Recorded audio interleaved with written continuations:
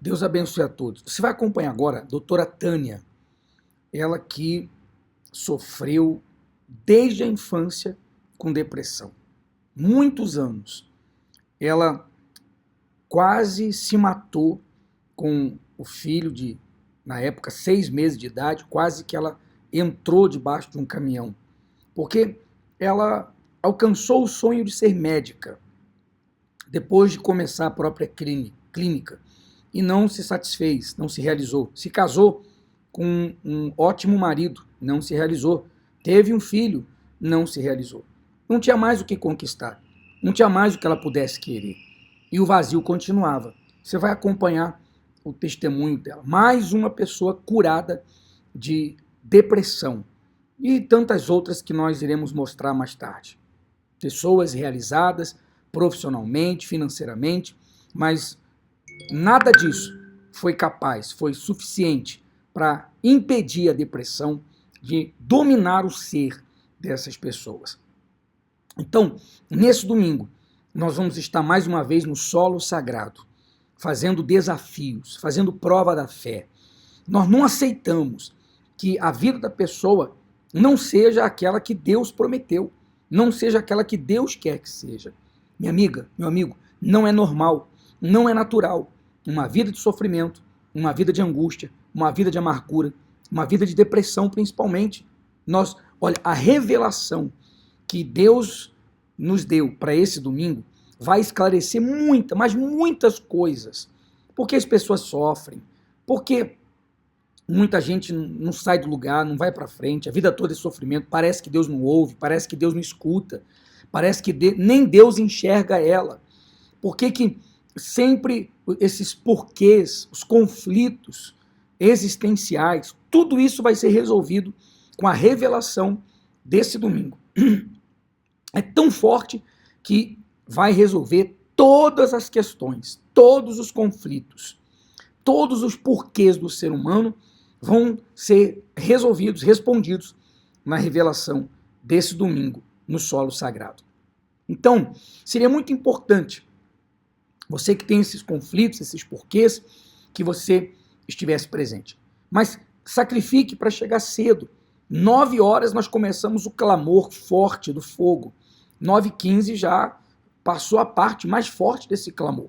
Então chegue mais cedo para você estacionar, deixar a criança na escola bíblica, com as educadoras, e estar 9 em ponto já recebendo o que vai vir de Deus. Vai ser muito forte. E os desafios vão continuar. Os desafios vão aumentar, porque os resultados, os milagres, também têm que aumentar. Você acha normal a pessoa ter o Espírito de Deus dentro dela, que é o Espírito da vida, o Espírito da alegria, e também ter o Espírito da morte, o Espírito da tristeza? Não é coerente. Mas tudo isso vai ser resolvido nesse domingo. Enfrente o que você tiver que enfrentar. Faça o que tiver que fazer. Nós temos visto aí pessoas no programa de rádio que, no início da fé, enfrentaram todos os tipos de dificuldades. Pessoas que até nem carro tinham, vinham a pé na chuva, às vezes jogavam lama, pessoas chegavam com lama molhada, roupa suja, mas não desistiram. Hoje são pessoas abençoadas.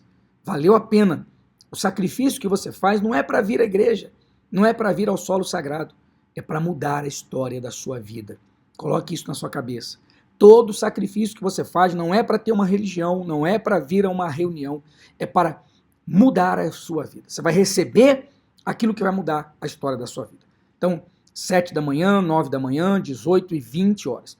Nós vamos estar às 9 horas no solo sagrado aqui na Asa Sul, entre as quadras 212 e 213, em frente à estação de metrô e o ponto de ônibus 112 Sul. E nesse domingo, nós vamos dar um número de zap, que a partir de agora, por esse número, você que tem perguntas também, que não dá para a gente orientar, é muita gente, você gostaria de uma orientação. Você vai enviar o pedido de orientação por esse zap, exclusivo, que nós não vamos dar na rádio, na TV, só aqui no solo sagrado. E vamos responder, vamos orientar, que aí a gente consegue orientar todos que estão necessitando de orientação. Mas a revelação desse domingo vai tirar eu creio aí basicamente todas as dúvidas que você tiver. Acompanhe o que aconteceu com a doutora Tânia, que Deus abençoe a todos e até logo mais nesse domingo. Vamos estar 3 horas da manhã no Santíssimo Lugar, mais uma vez, das 3 da manhã até as 6, ali em oração, clamando, porque nós não aceitamos que as pessoas que coloquem os pés no solo sagrado saiam daqui da mesma forma, da mesma maneira. Isso não vai acontecer. Você vai receber vida nesse lugar. A senhora chegou a ter depressão? Tive, bispo. Eu tive depressão uns 4 anos, mais ou menos. Eu já era médica, mas tudo começou quando acho que assim, eu era criança, eu tinha uns 9 anos, meus pais ainda estavam juntos, eu vi meu pai com outra mulher, e isso foi me dando mágoa, tristeza, né? Mas eu fui crescendo, eu senti um vazio, mas como meu sonho era ser médica, eu preenchi o vazio estudando. Tanto que eu passei no final do terceiro, já entrei para a faculdade federal, porque eu estudava bastante.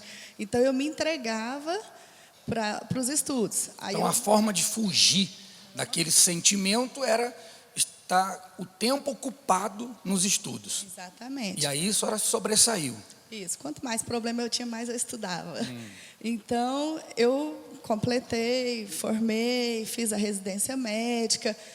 E aí eu fui voltando a sentir o vazio, porque eu estava realizando um sonho, mas aquela coisa não estava preenchendo mais. Aí eu pensava assim, não, eu vou casar, vou ter um bom marido, né? Eu casei com meu marido médico, uma ótima pessoa. Fui feliz assim por fora, mas o vazio continuava, não preencheu. Então eu pensava assim, não, então agora falta o filho. Eu tendo filho, eu vou ficar bem, aí acaba essa coisa ruim, porque eu não sabia muito bem identificar o que era, né? E aí eu tive o filho. E aí foi o fundo do poço, porque eu vi que não mudou, não preencheu, eu vi que eu não tinha vontade de viver. Eu tentei, um dia eu saí até com meu filho no carro, ele tinha uns 6 meses de idade.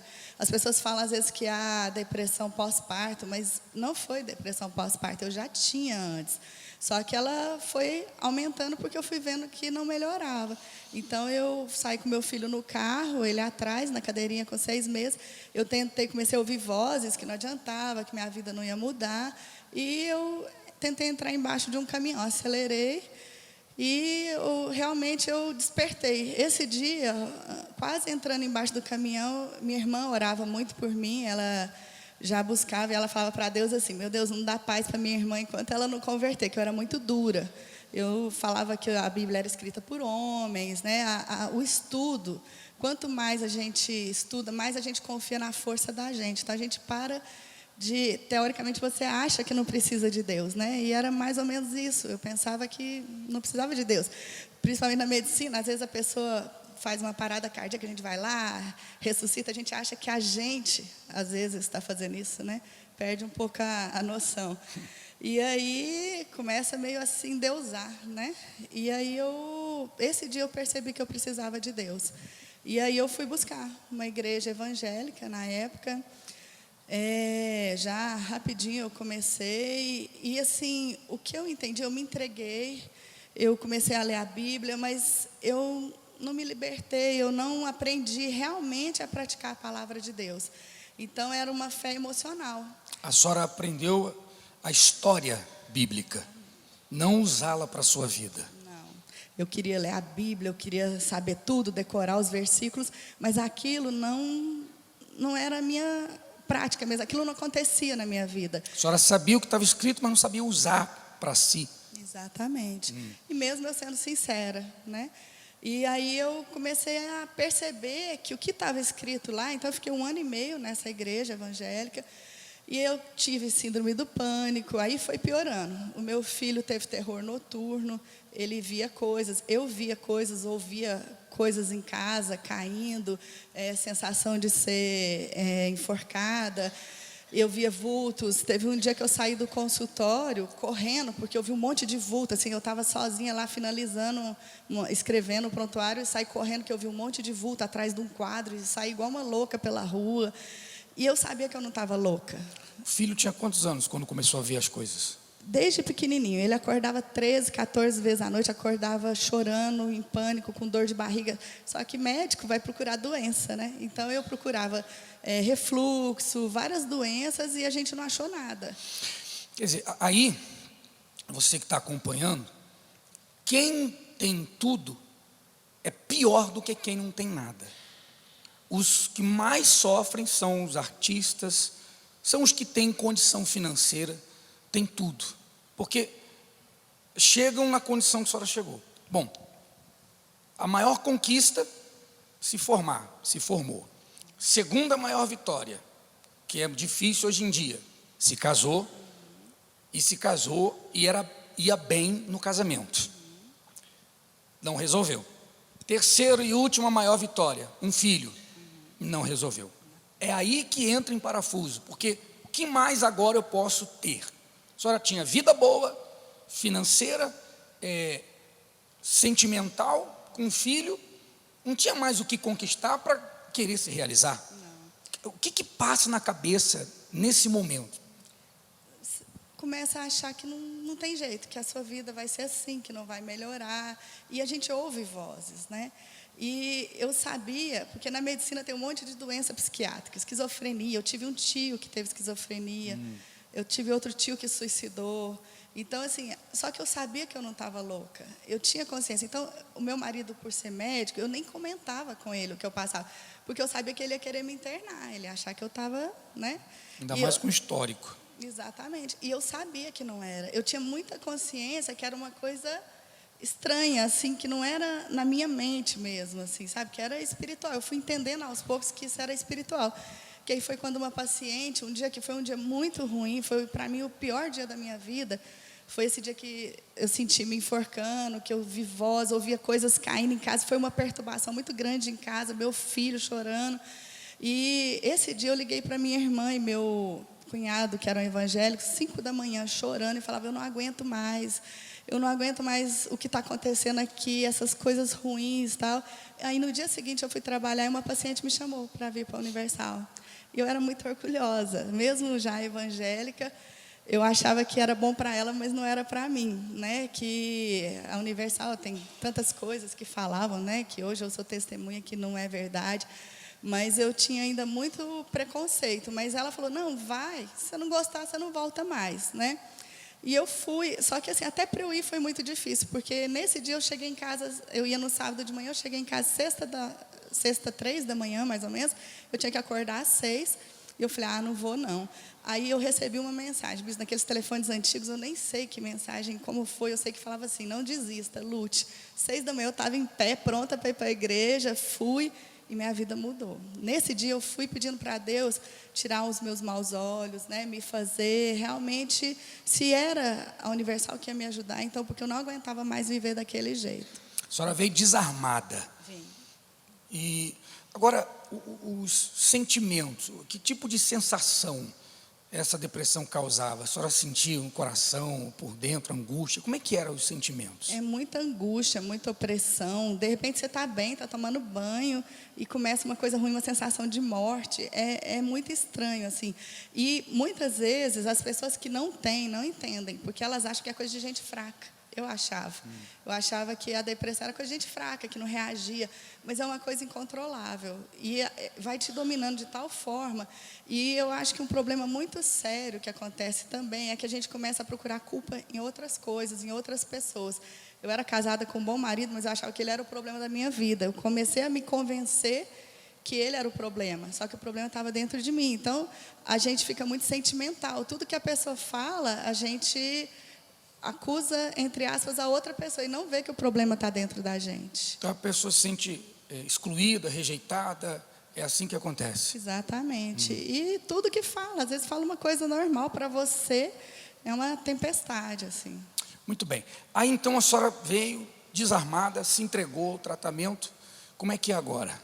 2 meses depois que eu me entreguei, eu já não tinha mais nada. Meu filho dormia a noite inteira, minha vida mudou. Eu dormia, porque eu tinha pânico da noite, então eu não dormia, né? Porque a hora que ia chegando à noite, começavam as perturbações, eu não conseguia dormir. Já dormia a noite inteira, minha vida já foi mudando. Daí você começa a ver e crer que Deus vai mudar mesmo, né, a sua vida, porque eu já estava tendo sinais, mas eu sabia que isso não era nada. Eu entendi que eu precisava do Espírito Santo. E quando eu comecei a me libertar, eu já comecei a buscar o Espírito Santo. Eu falava, o mal vai sair que está dentro de mim, e Deus vai entrar, e realmente eu vou ter uma vida. E eu falo que hoje eu tenho vida há 12 anos, 11 anos e meio, mais ou menos, porque foi quando eu fui batizada com o Espírito Santo. Minha vida mudou. É uma alegria que pode estar tendo um monte de problema, várias coisas acontecendo na vida da gente, mas nada rouba a minha paz, a minha alegria, o meu sono, né? A gente sabe que Deus, eu sei que Deus está comigo e que amanhã é um novo dia, que eu vou vencer. A gente tem certeza das vitórias. É uma coisa inexplicável, maravilhosa. Então faz 11 anos e meio que a senhora não tem depressão. A depressão, quase 13 anos já. Há 13 anos. Nem recaída? Nada. Nenhuma vez? Nada. Nada. Curada mesmo. Curada.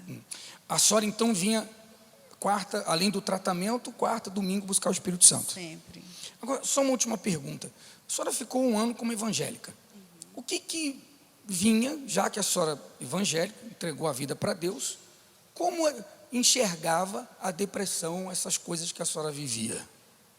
Não era muito falada, assim, que eu não conseguia entender muito bem. Eu sabia que tinha alguma coisa errada. Se eu estava buscando a Deus, eu não podia estar vivendo daquele jeito.